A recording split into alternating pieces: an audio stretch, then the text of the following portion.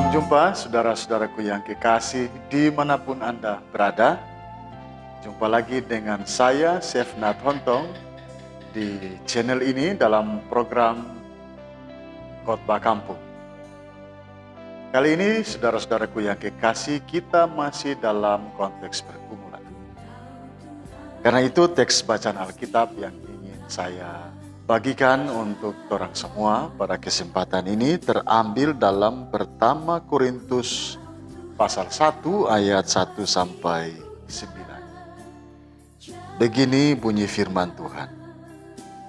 Dari Paulus yang oleh kehendak Allah dipanggil menjadi Rasul Kristus Yesus, dan dari Sostenes saudara kita, kepada jemaat Allah di Korintus, yaitu mereka yang dikuduskan dalam Kristus Yesus dan yang dipanggil menjadi orang-orang kudus, dengan semua orang di segala tempat yang berseru kepada nama Tuhan kita Yesus Kristus, yaitu Tuhan mereka dan Tuhan kita. Kasih karunia dan damai sejahtera dari Allah Bapa kita dan dari Tuhan Yesus Kristus menyertai kamu. Aku senantiasa mengucap syukur kepada Allahku karena kamu, atas kasih karunia Allah yang dianugerahkannya kepada kamu dalam Kristus Yesus. Sebab di dalam Dia kamu telah menjadi kaya dalam segala hal, dalam segala macam perkataan dan segala macam pengetahuan, sesuai dengan kesaksian tentang Kristus yang telah diteguhkan di antara kamu. Demikianlah kamu tidak kekurangan dalam suatu karunia pun, sementara kamu menantikan penyataan Tuhan kita Yesus Kristus. Ia juga akan meneguhkan kamu sampai kepada kesudahannya, sehingga kamu tak bercacat pada hari Tuhan kita Yesus Kristus. Allah yang memanggil kamu kepada persekutuan dengan anaknya Yesus Kristus Tuhan kita adalah setia. Ibu bapa dan saudara-saudaraku yang kekasih dalam kasih Yesus Kristus. Salah satu tabiat Tuhan adalah setia. Tabiat Tuhan yang setia itulah yang telah menyelamatkan orang semua dan membawa kehidupan kekal bagi isi dunia ini. Bahkan itulah inti dari kesaksian Alkitab, Perjanjian Lama dan Perjanjian Baru.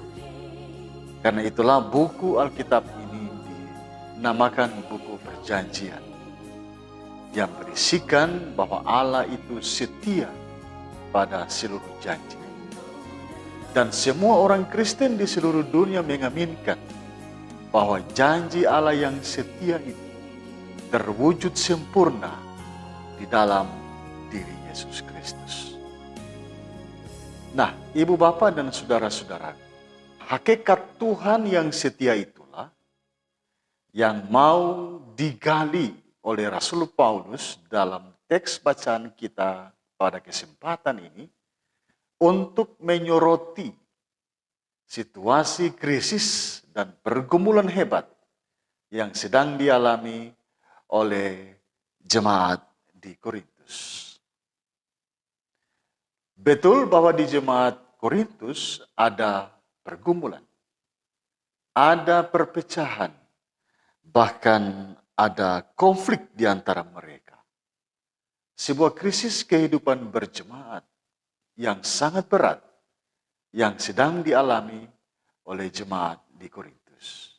Dan saya rasa sebagai bagian dari warga gereja Masehi Injili di Halmahera, pasti mengerti benar bagaimana suasana batin dan suasana kehidupan di dalam perpecahan, konflik, dan pergumulan itu.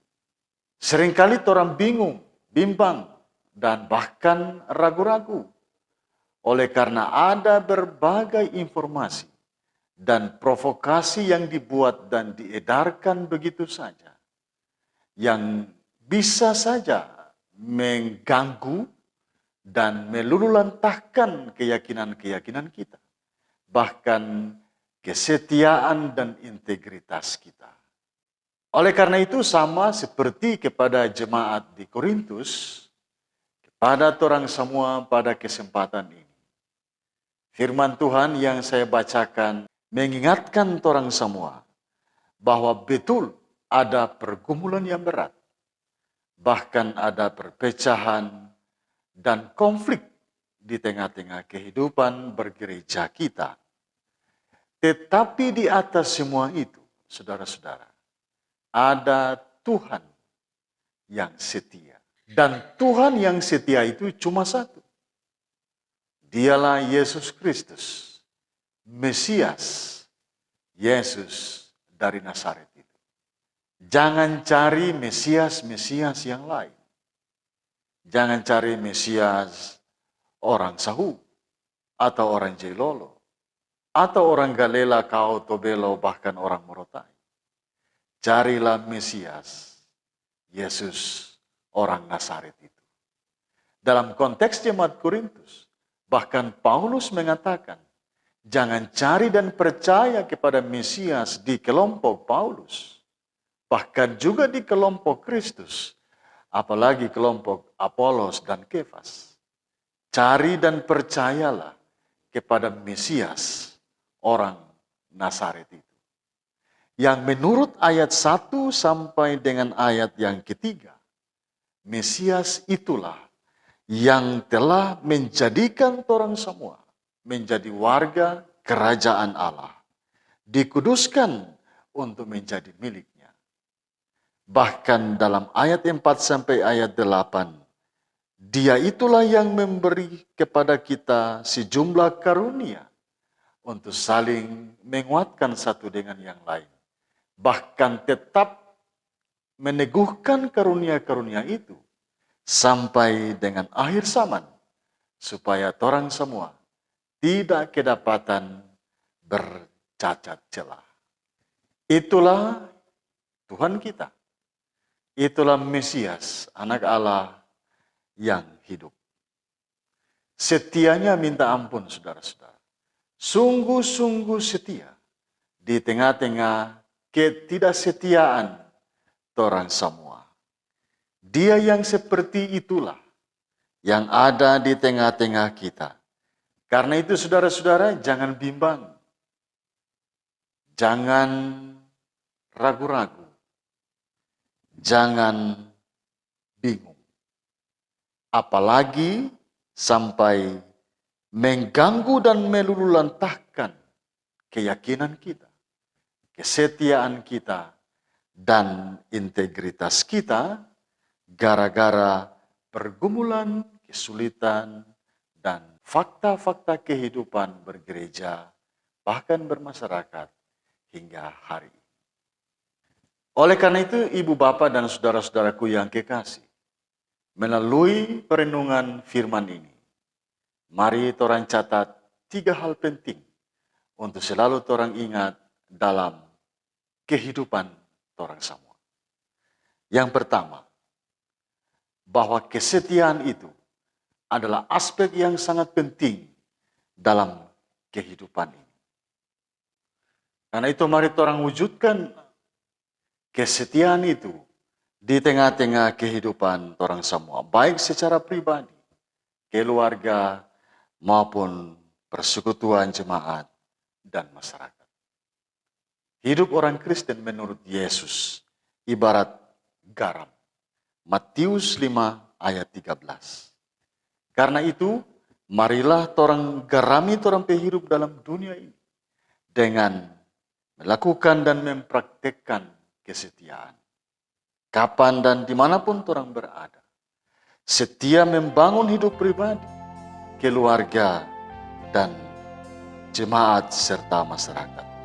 Kalau ternyata ada orang teman, saudara, orang tua, anak, atau siapa saja yang saudara setia dalam kehidupan ini, orang wajib memberi topangan dan motivasi-motivasi serta dukungan-dukungan hidup agar mereka juga bisa menjadi orang-orang yang setia dalam hidup. Kedua, apapun yang torang jalani dalam kehidupan di dunia ini di setiap hari, torang jalani dalam kesetiaan. Itu adalah wujud kesetiaan, adalah wujud respon dan tanggapan torang semua.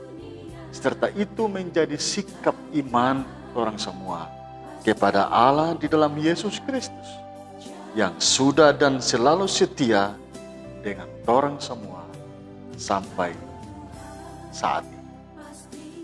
Sebagaimana yang sudah ia lakukan kepada jemaat di Korintus, seperti yang diulas dalam teks bacaan pada saat ini, juga akan menjadi torang pengalaman hidup beriman di setiap hari.